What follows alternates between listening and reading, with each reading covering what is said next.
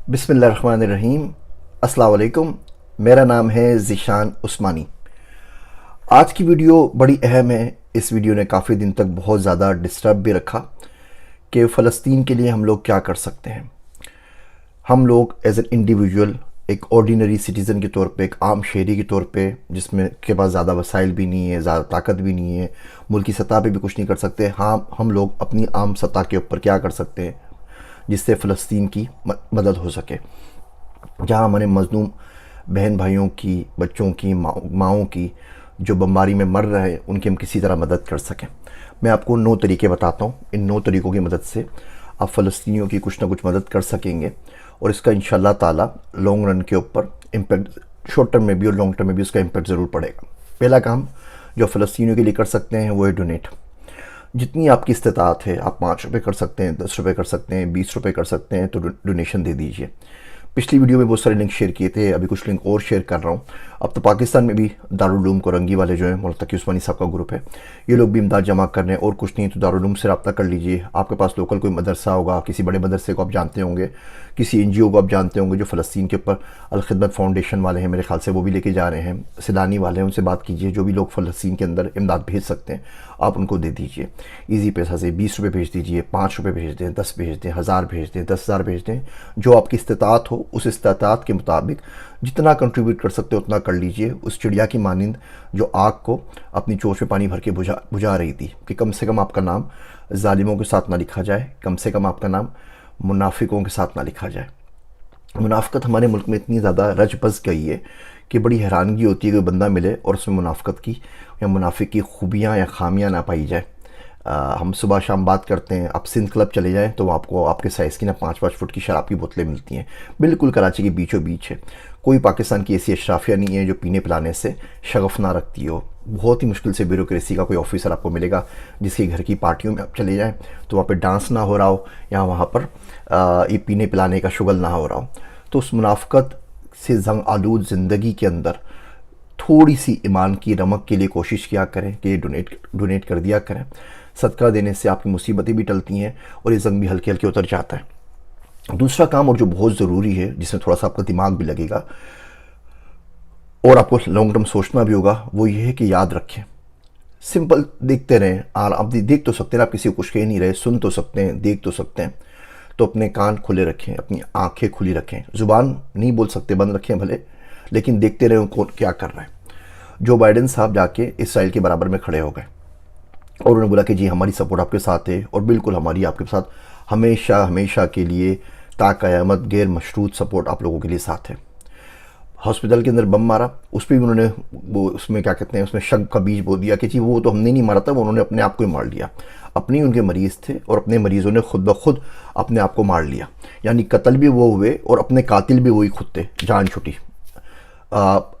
ऋषि जो सुनक साहब हैं, UK के प्राइम मिनिस्टर हैं, वो जाके खड़े हो गए। उन्होंने बोला जी बिल्कुल सही कर रहे हैं, ये तो आपका और चर्चिल वाला उन्होंने डायलॉग यूज़ किया, डार्केस्ट आवर है और इस डार्केस्ट आवर में हम आपके साथ खड़े हैं। दुनिया की 2 बड़े बड़े मीशतों के बड़े बड़े मुल्क, अमरीका और UK, वो जाके बराबर में नेतन्याहू के साथ खड़े हो गए। फ़लस्तीन में कोई जाके खड़ा नहीं हुआ। किसी इस्लामिक मुल्क के सदर को, वज़ीर आज़म को, वज़ीर ख़ारजा को ये तौफ़ीक नहीं हो कि वहाँ पर जा सके। चले, आपने सुना होगा, शायद किसी ने फ़ोन ही कर लिया हो, ऐसी भी कोई कहानी नहीं है। याद रखें कौन किसके साथ खड़ा है। अगर आप लिस्ट बना लें मुल्कों की, तो 6-7 मुल्कों के अलावा इस वक्त फ़लस्तीन का साथ कोई नहीं दे रहा, और जो लोग भी वो दे रहे हैं वो भी बेचारे घिसे पटे बयान से ज़्यादा कोई जा नहीं रहे। इजिप्ट ने बोला कि जी हमने एड देनी है, ह्यूमैनिटेरियन एड देनी है, इसराइल ने बोला बंद कर दो, उन्होंने कहा बंद कर दी। आखिर वह जनरल साहब की हुकूमत है, जनरल CC साहब ने उन्होंने बंद कर दी। 9-10 दिन बाद बाइडेन साहब गए, उनको कुछ ना कुछ दिखाना था कि उन्होंने फ़लस्तीनियों के लिए भी कुछ किया है। उन्होंने बोला जी एड खोल दो, तो उन्होंने बोला जी रास्ता खोल दिया। तो वो उनके कहने पे बंद करते हैं, उनके कहने के ऊपर खोलते हैं, तो उन्हीं की बात कर रहे हैं ना। हम भी बयानबाजी से आगे नहीं निकल सके। मेरा दोस्त है अब्दुल्ला, उससे किसी ने पूछा पाकिस्तान में आपका रिलीजन क्या है, तो मैं समझाओ जवाब देगा इस्लाम है, हम अल्लाह को मानते हैं। तो सोला पैसा हमारा रिलीजन है और IMF हमारा खुदा है, जो बोलते हैं हम लोग उसको मान लेते हैं। पाकिस्तान में तो भैया उनको ही फॉलो करते हैं, खुदा को कोई फॉलो करता है, खुदा की मानता है, तो कहीं और कुछ ढूंढें। वो कहते हैं ना कि आधी दुनिया खुदा को नहीं मानती, आधी दुनिया खुदा की नहीं मानती, तो हमारा भी वही हाल है। तो याद रखें कौन शख्स किसके साथ खड़ा हुआ है। हम 24 करोड़ लोग हैं भैया, बहुत ज़्यादा फ़र्क पड़ता है। कौन सा रेस्टोरेंट है जो उन लोगों की हेल्प कर रहा है। जैसे आपने मैकडोनल्ड का देखा, मैकडोनल्ड पे लोग जाने बंद हो गए।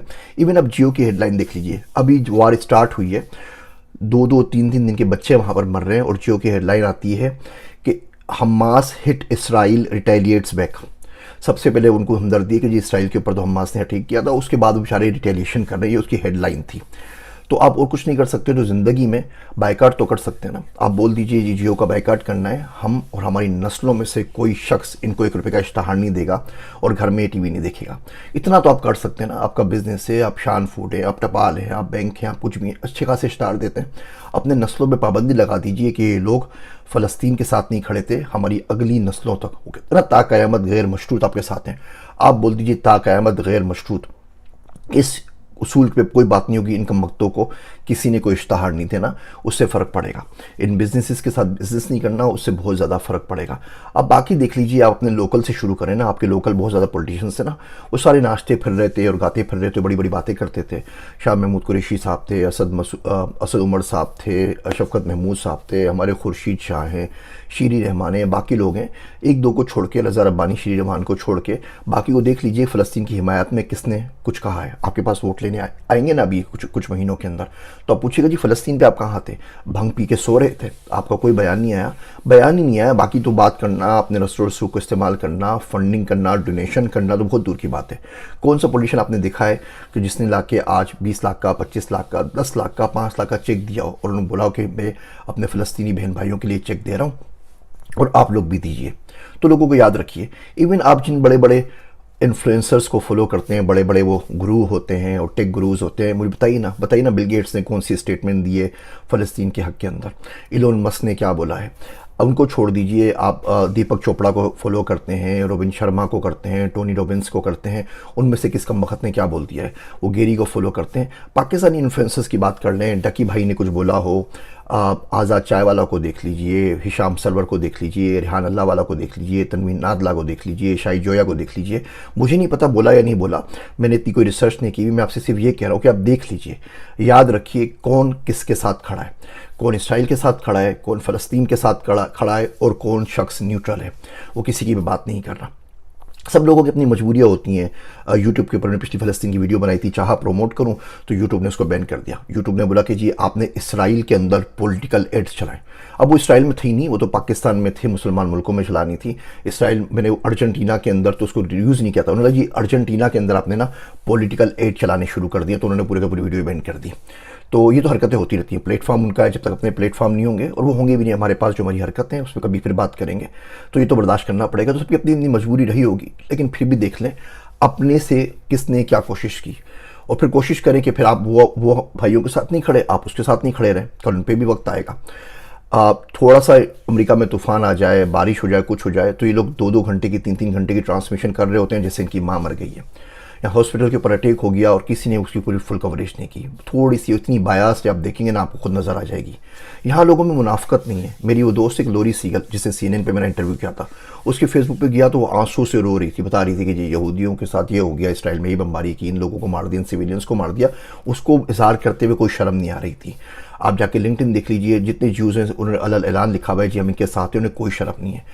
बाइडन ने अभी बोला जी $100 बिलियन का पैकेज मुझे दें, मुझे इसराइल की मदद करनी है, मुझे और यूक्रेन की मदद करनी है जंगों के अंदर, उन्हें कोई शर्म नहीं है। हम लोगों को दुनिया भर की शर्म आ जाती है, हम लोग दुनिया भर से डरे हुए होते हैं, हम लोग कोई बात ही नहीं कर पाते। करें ना करें, बात तो करें ना। तो ये याददाश्त है ना, रिमेंबर, ये बड़ी ज़रूरी चीज़ है, क्योंकि 2-4 साल बाद फिर आप इनके साथ डांस कर रहे होंगे। अभी दुबई में गए थे ना ये लोग, सारे के सारे ज्यूज़, तो वहाँ के सारे बड़े शूयूक इनके साथ डांस कर रहे थे, उसकी बहुत सारी वीडियो भी वायरल हुई थी। हम में से इतनी शर्म तो किसी में भी नहीं ना कि हम जाइटेक्स में ना जाएं। सिर्फ जाइटेक्स में जितना पैसा खर्च होता है ना, उससे फ़लस्तीन के अगले 10 साल के खाने का प्रॉब्लम सॉल्व हो सकता था, लेकिन हम क्यों छोड़ें? हम भी उनके दोस्त हैं, हमारे पास पैसा कमाना है ना, तो पैसा कमाएंगे आराम से जाके। हम में से कभी कुछ नहीं होता कि किसी को उसकी जैसे याद रखें। तो सिर्फ याद रखें कौन किसका साथ दे रहा है, कौन किसके साथ खड़ा हुआ है, फिर उनका भी एक वक्त बहुत जल्दी इंशाल्लाह ज़रूर आएगा। फिर आपने उनके साथ नहीं खड़े होना, वो उनके साथ खड़े तो बोले अब उनके साथ जाके खड़े हो जाए, अब हमसे किस लिए क्या मांगने के लिए आए। तीसरा काम आपने ये करना है कि आप फ़लस्तीनियों से मिल लें। अगर आप यहाँ अमेरिका में रहते हैं, मिशिगन डियोरबोर्न पूरा भरा पड़ा हुआ है फ़लस्तीनियों से, आपके पास कोई ना कोई लोकल ईटरी, कोई ना कोई लोकल रेस्टोरेंट होगा जो किसी न किसी फ़लस्तीनी भाई चला रहे होंगे। उनसे आगे पूछ लें ग्राउंड पे क्या सिचुएशन है, हाउ कैन आई हेल्प। हम क्या दुआ कर सकते हैं, आपकी ज़िंदगी कैसे बेहतर बना सकते हैं। पाकिस्तान के अंदर आप पंजाब यूनिवर्सिटी में चले जाएं, बहुत सारे फ़लस्तीनी स्टूडेंट पढ़ते हैं। हमारे मेडिकल कॉलेज में बहुत सारे फ़लस्तीनी स्टूडेंट्स आगे पढ़ते हैं। उनसे पूछ लीजिए उनको कोई हेल्प चाहिए, उनको पाकिस्तान में रहना है, किस तरह हेल्प कर सकते हैं। उनसे अपनी बच्चियों की शादी करवा दें, उनसे अपने बेटों की शादियाँ करवा दें, वो किसी तरीके से यहाँ रह जाए, उनको आप किसी न किसी तरह ज़िंदगी आसान कर सकें और उससे आपको वहाँ के बारे में भी मालूमात मिलती रहेगी। अगला काम आपने जो करना है वो ये करना है कि आपने इसके बारे में पढ़ना है। फ़लस्तीन इसराइल का कन्फ्लिक्ट शुरू कब हुआ, इसका नतीजा क्या निकल सकता है, माजी क्या है, हाल क्या है, मुस्तकबिल क्या होगा। आप हिस्ट्री के तालिब इल्म हैं, आप इंग्लिश लिटरेचर के तालिब इल्म हैं, आप कल्चरल स्टडीज़ के तालिब इल्म हैं, आप इंटर कल्चरल कम्युनिकेशन पढ़ाते हैं, आप कम्युनिकेशन स्टडीज़ पढ़ाते हैं, तो आप और कुछ नहीं कर सकते तो दुनिया की किसी यूनिवर्सिटी में प्रोफेसरशिप तो ले सकते हैं ना। आप ये बंदे अगर ऑक्सफोर्ड के अंदर होंगे, हार्वर्ड के अंदर होंगे, किसी बड़ी यूनिवर्सिटी में होंगे, किसी थिंक टैंक के अंदर होंगे, तो आपकी बात कोई सुनेगा सही ना। हम पाकिस्तानी यहाँ पर आकर गैस स्टेशन, पेट्रोल पंप खोल लेते हैं, रेस्टोरेंट खोल लेते हैं, बेकरी खोल लेते हैं, पैसा कमाने सारे काम करते हैं। हम में से कोई बंदा आके अपने बच्चों को यहाँ पर CIA के अंदर भर्ती नहीं कराता, FBI में भी नहीं करवाता, US मरीन्स में भी नहीं करवाता, व्हाइट हाउस में भी नहीं भेजता, सेनेटरशिप में नहीं भेजता, जबकि उसका इम्पैक्ट वहाँ पे बहुत ज़्यादा आ सकता था। और जिन लोगों का इम्पैक्ट आता है, जो लोग करते हैं, उन लोगों को भी हम स्नब करते हैं, उन लोगों को भी सपोर्ट करने की हमें कभी तौफीक नहीं मिलती। तो फ़लस्तीनियों से मिलें और देखें कि उनकी ज़िंदगी आप कैसे आसान कर सकते हैं। अगला काम ये करें कि एक्सरसाइज करें, ताकत थोड़ी सी हासिल करें, ताकि ज़िंदगी के अंदर कभी ऐसा मौका आ जाए, कोई मजलूम आपके सामने पिट रहा हो, तो इतनी तो कमर में ताकत होना कि आप जाके खड़े हो जाओ और बोले भाई इसको छोड़ दो। इतनी तो हिम्मत होना कि बंदा मर सके, इतनी तो हिम्मत हो कि बंदा जी सके। मेरा दोस्त अब्दुल्ला कहता है हम में न जीने की हिम्मत है न मरने की हिम्मत है, जो जहाँ रख दे मोम की गुड़िया के वहाँ पर आराम से पड़े रहते हैं। तो एक्सरसाइज करें, ताकत बनाएं थोड़ी सी, ताकि आप किसी मजलूम की वक्त के ऊपर कम से कम मदद तो कर सकें। अगला काम जो आप कर सकते हैं वो ये कर सकते हैं कि अभी हालात इंशाल्लाह बेहतर हो जाएंगे कुछ दिनों के अंदर, तो फ़लस्तीन को विज़िट कर लीजिए। आप इजिप्ट के रास्ते जा सकते हैं ना, तो चले आइए वहाँ पर, वहाँ जाके शादी कर लीजिए, वहाँ से शादी करके किसी को ले आइए। बच्चे बहुत सारे यतीम हो गए, उन बच्चों को अडॉप्ट कर लीजिए। 9-9 दिन के बच्चे बेचारे वहाँ पर हैं, और जिनकी माएँ मर गई हैं, जिनके माँ बाप मर गए हैं, बहुत सारी फैमिलीज ख़त्म हो गई हैं। कोई तरीका निकालें, अपने सेनेटर से बात करें, हुकूमत से बात करें कि किसी तरह बच्चों को अडॉप्ट कर सकें। अमेरिका में रह के हम यहाँ पे फ़लस्तीन से बच्चा अडॉप्ट कर सकते हैं और पाकिस्तान में रह के नहीं कर सकते, ये क्या बदतमीज़ी है। आप अंसार बर्नी ट्रस्ट है, एदी फाउंडेशन है, बाकी लोग हैं, सिलानी वाले हैं, किसी से बात करें, कोई ना कोई तरीका निकालें कि उन फ़लस्तीन के बच्चों को अडॉप्ट कर सकें। और कुछ नहीं, उनसे माफ़ी मांग लीजिएगा, बेटा आपके माँ बाप मर गए, हम उसको कुछ नहीं कर सकते थे, लेकिन आपको पाल के पोस के आपका खर्चा उठा के जो भी दिल की निदामत का बोझ है वो कम से कम हम हल्का कर सकते हैं। अगला काम आपने करना ये कि आपने अपने आपस में एक दूसरे लोगों को सपोर्ट करना है। हम लोग एक दूसरे को सपोर्ट नहीं करते, तो उसका नतीजा ही निकलता है हम सब के सब बड़े कमज़ोर हो गए। फिर जो बंदा किसी काम करने के काबिल भी होता है वो भी काबिल नहीं हो सकता। तो आप देखिए कौन सा बंदा है जो अच्छा काम कर रहा है, उसको सपोर्ट करें। वो सैलानी वाले हों, तकी उस्मानी साहब हों, वो JD वाले हों, कोई भी ग्रुप है जो इस वक्त फ़लस्तीनियों के साथ खड़ा हुआ है, आप उनको सपोर्ट कीजिए। हम आपस में जो टांगें खींचते हैं, हमारे अखलाक हैं, वो हमें कहीं का नहीं छोड़ते। आपको छोटी सी मिसाल दूँ, वो KG वाली किताब हमने निकाली, उसमें हमारा 88 लाख का खर्चा आया। यानी एक नज़म जो किसी शायर ने 100 साल पहले पढ़ी है उर्दू के अंदर, उस नज़म को हम शामिल करना चाहें, वो शायर साहब मर चुके हैं, उनका इंतकाल हो चुका है। लेकिन अब ऑक्सफोर्ड वाले बोलते हैं कि जी अगर आपने ये नज़म यूज़ की ना तो आपको सू कर देंगे, बिकॉज इसको हम छाप चुके हैं। तो भाई आप छाप चुके हैं, आपके पास कॉपीराइट तो नहीं उनका, लेकिन आप कुछ नहीं कर सकते।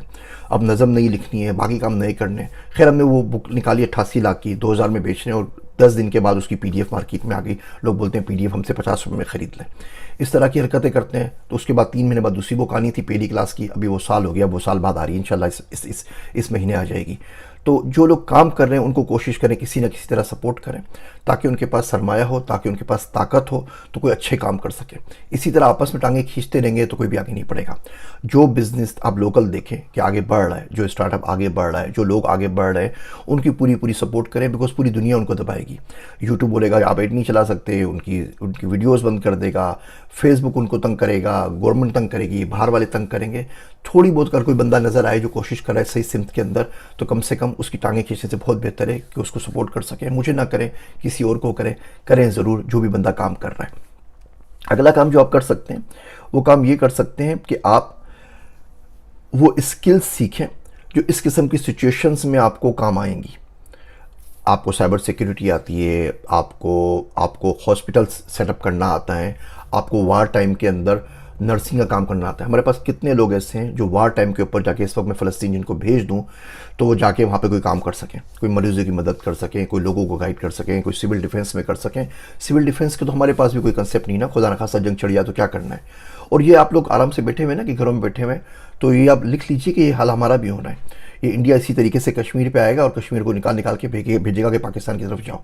भाई आप गजा की पट्टी के ऊपर हमला कर रहे हो तो गजा वालों को इसराइल में शिफ्ट कर लो ना। वो उर्दन क्यों जाएं, वो इजिप्ट क्यों जाएं। अमेरिका के क्यों बोलता है इजिप्ट के अंदर खेमा बस्ती लगा दो अफगानियों की तरह, वहाँ पे आ जाएंगे। आपको इलाका साफ करना है, आप उनको इसराइल में पनाह दे दीजिए, बाद में वो इलाके में वापस आ जाएं।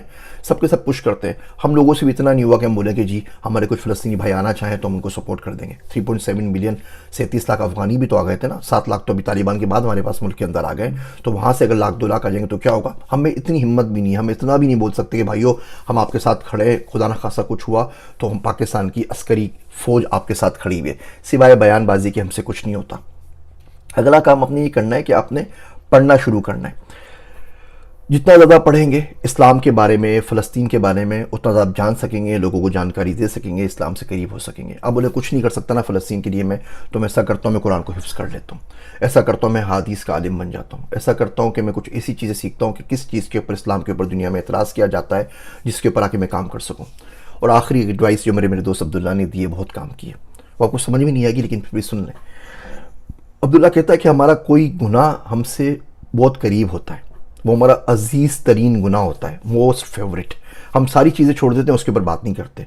या तो तोजिहात निकालेंगे उसको जायज़ करार देने की, या बोलेंगे नहीं यार छोड़ दो ना, इंटरटेनमेंट है, बाकी तो कुछ नहीं करता ना, अब शराब तो नहीं पीता, जना तो नहीं करता, यही छोटा काम कर रहा हूँ तो क्या प्रॉब्लम है।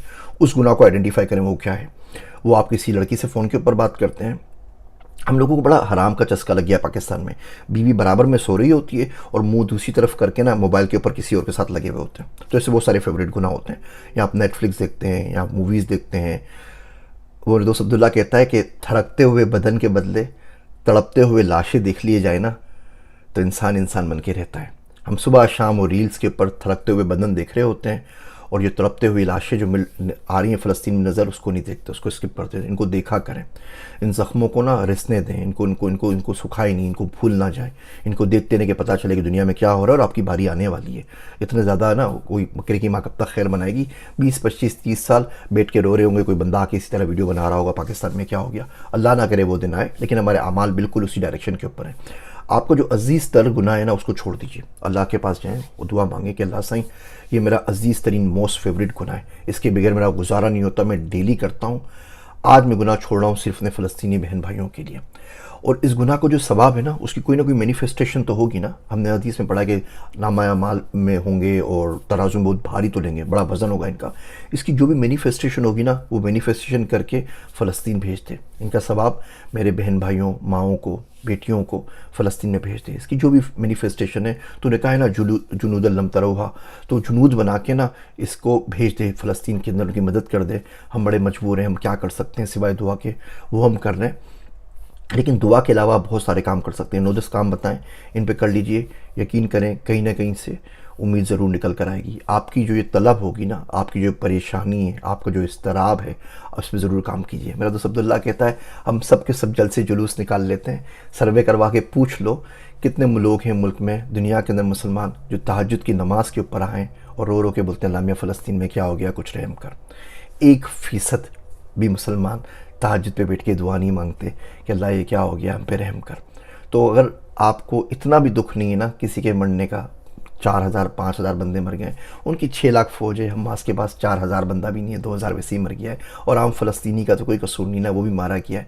उसके लिए आप दुआ नहीं मांग सकते ना, उसके लिए आप तहज्जुद पे नहीं उठ सकते, उसके लिए अपने फेवरेट गुनाह को नहीं छोड़ सकते, उसके लिए आप याद नहीं रख सकते कि कौन क्या कर रहा है। तो फिर बातें ना क्या करें, आराम से ज़िंदगी पढ़िए, आराम से इंजॉय करें।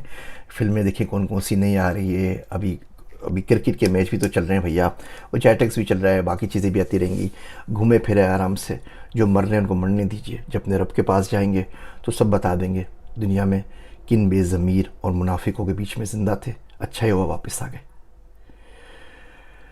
मेरी तल्ख बातें सुनने का शुक्रिया, मेरे वास्ते दुआ कीजिएगा। मैं हूँ आप सबका ज़िशान उस्मानी।